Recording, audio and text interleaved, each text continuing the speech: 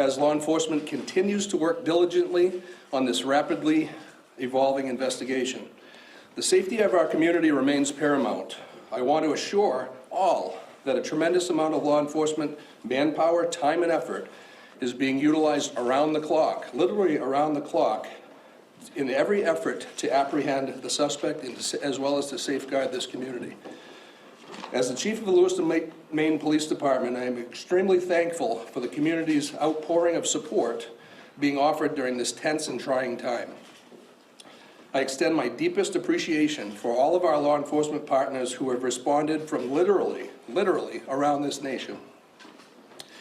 Again, I will ask the community to be as patient as possible with this process, realizing that there are many moving parts and coordination of efforts involved between multiple agencies. We will attempt to provide as much information possible as this investigation proceeds forward. I would also like to acknowledge and thank the many businesses, restaurant owners, individuals who have provided meals and other essential items to support an investigation of this magnitude.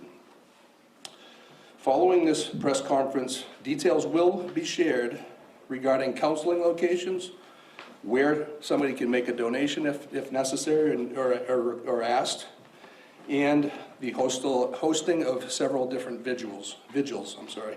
On behalf of the hundreds of law enforcement officers who have descended upon our great city over the last 3 days, we want to extend our heartfelt support as well as our sympathies to the victims and families involved in this senseless tragedy.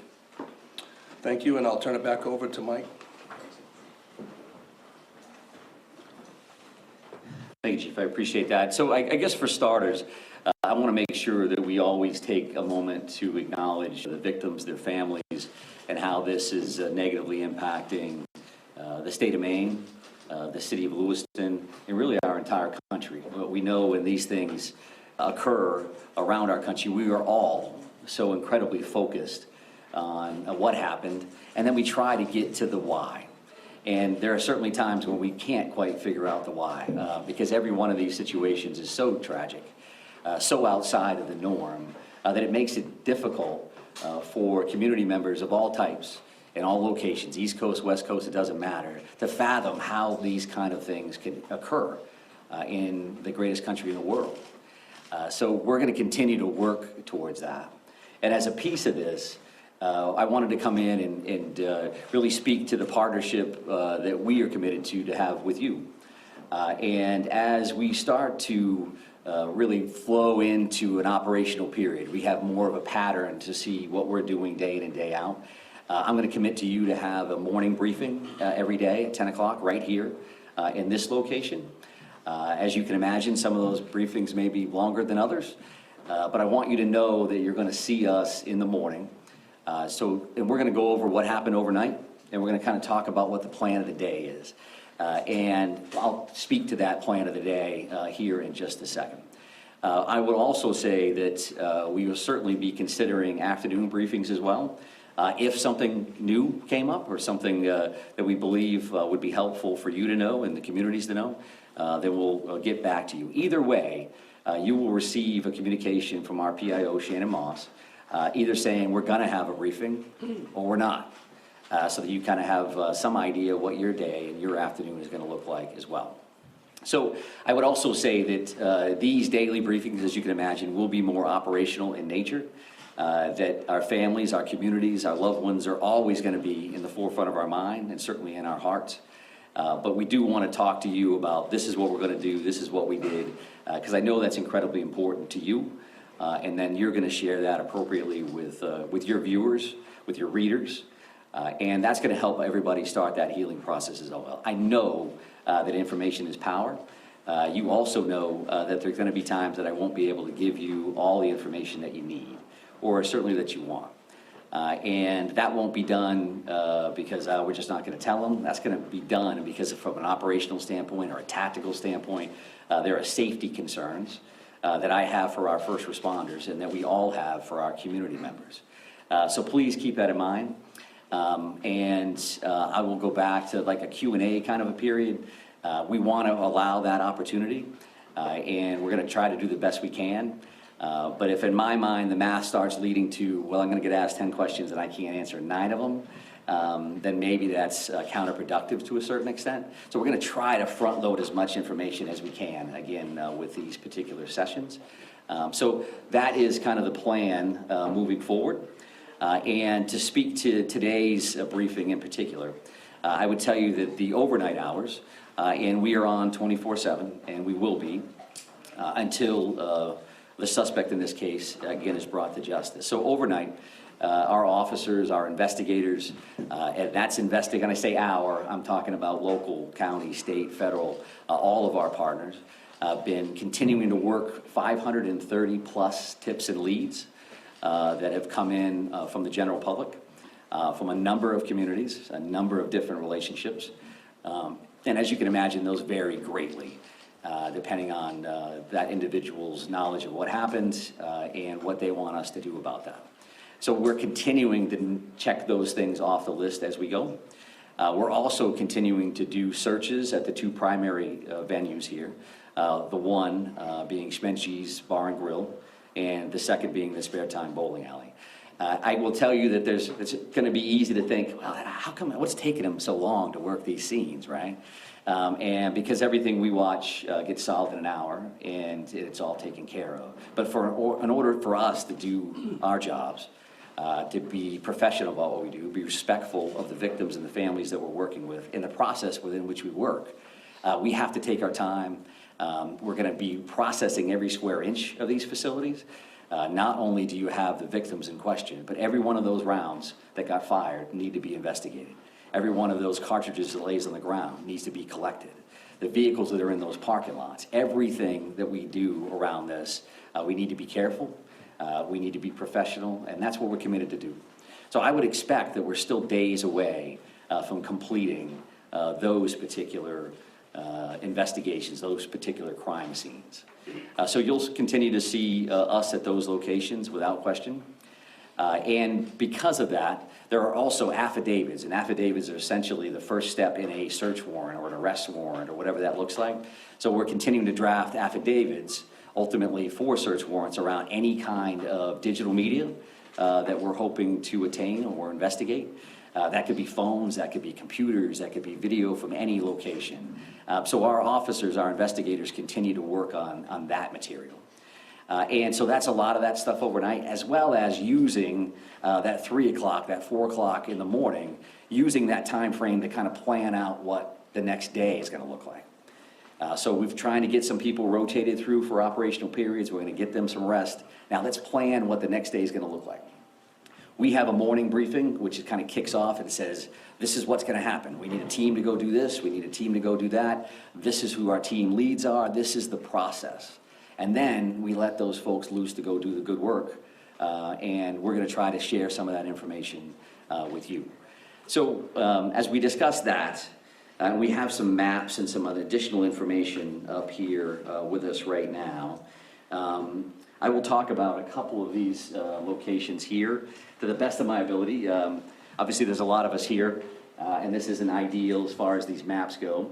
But if you look at this boat launch overview as an example, this dot here is that Lisbon boat launch area that we've discussed. That's where the suspect's vehicle was located ultimately, that white Subaru station wagon. And I will also say that we'll have these 3 primary maps, but this QR code here, and whether you can get it from your seats or come up after the fact, will give the digital version of those, so you have those readily available. You certainly understand how all of that works. So we talk about that boat launch area, and that particular location is 501 Lisbon Street. Pejebscott Landing. Pejebscott Landing is at this location. I believe we have some of our friends from the media that are out in that area now. And what will happen in this general location today is that we will be putting divers in the water along that Androscoggin River, which you see here.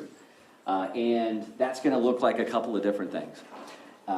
So the very first thing that you're going to see out there is you're going to see some air resources that will fly over this particular area. And they're looking to see what can we clear from the air.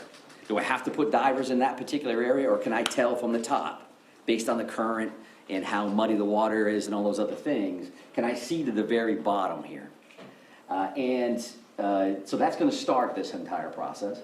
Then there's going to be some screening and some divers that are actually in the water that may start on this side by the boat launch and will continue on this side. I would envision at some point that we'll be moving over to these particular locations here for ground searches as well. So that's gonna look like a bunch of different things. So they could be dragging a diver behind them, literally, while that diver is checking for evidence, checking for potential bodies. And I would also say that while this is gonna look like a major focus today with a lot of people, we have a lot of other irons in the fire. So I'm not saying that the suspect, we know the suspect is in the water and this is what we're doing. What I'm telling you is you're gonna see a lot of activity here, and I'm gonna tell you that in advance. We've got nothing to hide in that regard at all. So then you're gonna have some sonar as well that's gonna be utilized here. And that can look like a couple of different things. A remote operating vehicle, an ROV, divers could use that. And that will look like a pod under the water. And that is looking for sonar, so picking up shadows, if you will, of what does that look like? Could be a log, could be anything under there. And our divers, that dive team, and that, when I say, again, our divers, that's gonna be teams from all over the place. Our Maine Warden Service is heavily involved in this. We work with them all the time. The Maine State Police dive team will be in the water and will be leading this initiative. So that's what we'll see here with a couple of different kinds of sonar. And then along the shoreline, you're gonna see a line search, if you will. That means literally officers on line as they're working that shoreline. And of course, they're looking for evidence. They're looking for anything that may help them down the road. Now, I say you'll see this because for us, we want to make sure that we're working with you. So there is a church parking lot across the road here. And there's also some parking available on this side of the road. Mark Laddie, who is the PIO from the Maine Warden Service, and some officers will be in this area to assist. So if you decide that you want to go to that location to pick up video and see what they're up to, then I think there's some parking opportunities here. This 196 can be busy. This area here happens to be pretty low speed. At least that's what the speed limit is. So we're going to be around there to try to keep that as safe as possible. But we want you to be mindful that we may ask you not to stand on a railroad trestle, or we want you to get your coverage. We want to be partners with you. However, you're not going to be able to have full access to that site. I think that's common sense. And we want to make sure that you can do your jobs and we can help you facilitate that. So you're going to see a bunch of people in that area, that 531 Lisbon Road.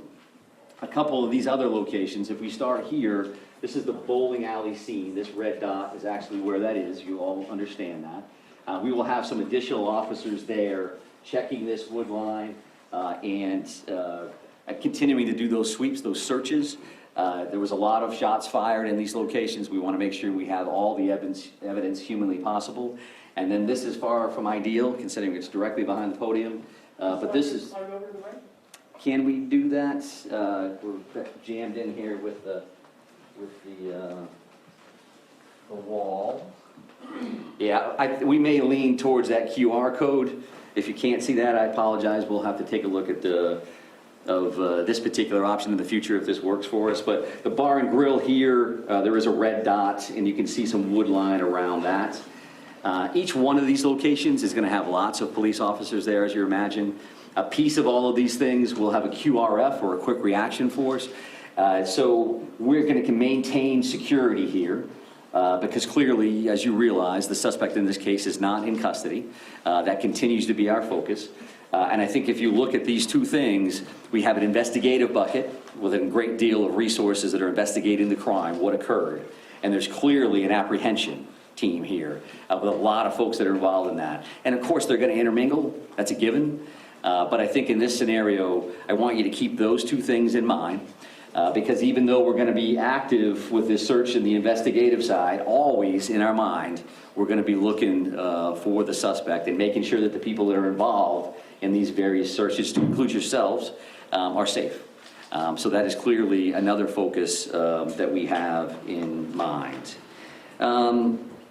I would also like to talk about if we talk about procedures, you talk about practices, there was a lot of activity last night from members of the media in Bowdoin. And what I would tell you is that I'm showing you these 3 locations. There's a bunch of others that we're going to be working on. And that's not, so we don't have 50 maps up here. We're just going to be working on other locations. And that's not meant to be secretive. That's just to tell you that we're going to be all over the place. That's not saying that we know that the individual is in this house, or we know the individual is in that house, or they're in that swath of land, this acreage. That's not what we're doing. But we do look at all these situations as if the individual could be in there. And if that's the case, you'll see tactical teams at some point. A lot of folks are just dressed in a more casual manner, or a BDU, or battle dress uniform, just because they're going to be out in the woods and they're going to be out crawling around.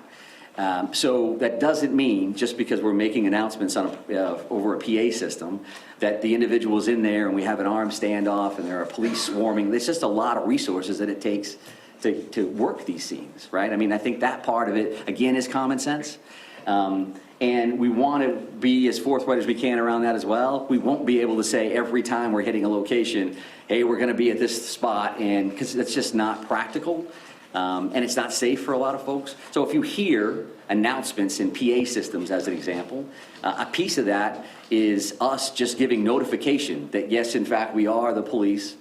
We are going to be knocking on this door. We would like you to come out if you're in there. Some of that is case law oriented. Some of that is best practice. And some of that's just standard operating procedures from our end. So keep that in mind. If you have a question, you can certainly reach out to Shannon Moss. Many of you have. And if we can answer it, we will. It may not be immediate, but we're going to do the best we can to do that. And I think we'll be better at that, again, as we kind of get into this flow. Now we know what we're working with. It's starting to settle in as much as a tragedy like this can. And again, we want to be good partners with you across the board. So let me just take a look and make sure I've covered everything that I wanted to cover. I would also say that this is a big deal here, this particular link, and Shannon will be sending that out through her media list. So this is a digital tip line. And what a digital tip line would mean is anybody, yourselves included for whatever reason, if you've got a photo, if you've got a video of what happened, or something that you think is evidentiary in nature, you think that it would be valuable for us to have, you can upload that information through that link.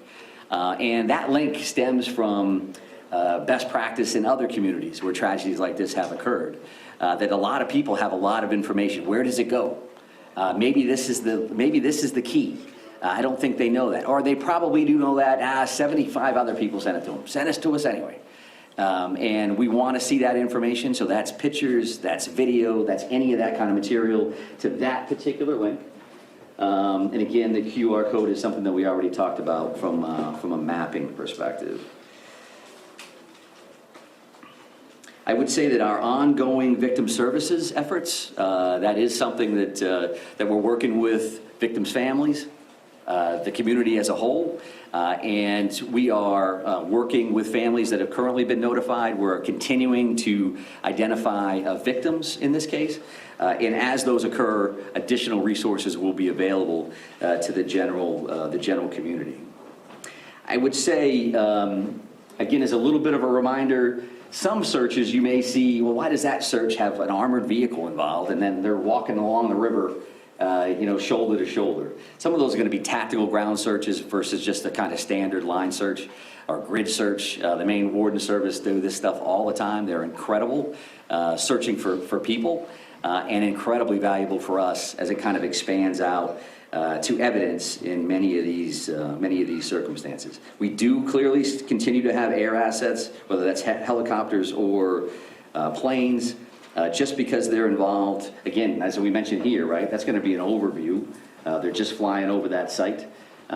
They may be hovered someplace else. Is that because we found the suspect? That's not a guarantee that that's the case at all. I would also tell you probably new information. Initially, that first night, we had 70-ish or so witnesses. The FBI has been incredibly helpful with things that may sound as simple as you got to transcribe 70-plus witness statements. They're bringing a lot of resources to play, and so we're continuing to do a lot of that work behind the scenes as well. I think that the shelter-in-place order, right, that's currently in place for Lewiston, Auburn, Lisbon, and Bowdoin. When you hear the names of those communities, obviously you know that a lot of our focus, a lot of what occurred in those communities, whether it's Bowdoin because that's where the suspect's house was, Lisbon where the car was located, or Lewiston, Auburn, some conversation earlier about Auburn locations, and Lewiston where the focus of those first two tragic active shooter situations occurred. That's an ongoing conversation that we'll have every minute of every day. Does it make sense that those orders are still in place? And can we relax those, change those? They have not been changed in any way at this point. But we realize that we want to keep our community safe. So that's again, the forefront of our minds. But we know that a shelter-in-place order in general, similar to orders around COVID, can have some negative impacts on families and go to school and businesses and all those other things. So we have that in our mind. There is that pluses and minuses chart that's just kind of active as we kind of work through this thing. So know that we are actively thinking about that. And truth be told, working with, specifically right here in Lewiston, working with our officials, working with Chief St. Pierre, working with the mayor and others, having conversations about what does that mean, and what is that going to look like this afternoon, tomorrow, and in moving forward. So I think that's enough sharing from my end. That's a lot of information to overload you with there. I would want to come back, however, to say that there's a lot of stuff going on here, but what matters to us, again, is the safety of our communities, the safety of our residents. We care about each and every one of them, as you do, and we're going to continue to fight on their behalf to bring this individual to justice, because we know that has an impact on starting that healing process. It's not a slam dunk. It's not when we got them, now everybody's better. This is going to take a while, right? It's going to take a while for communities to work through. It's going to take forever for families to work through. You lose somebody that you love.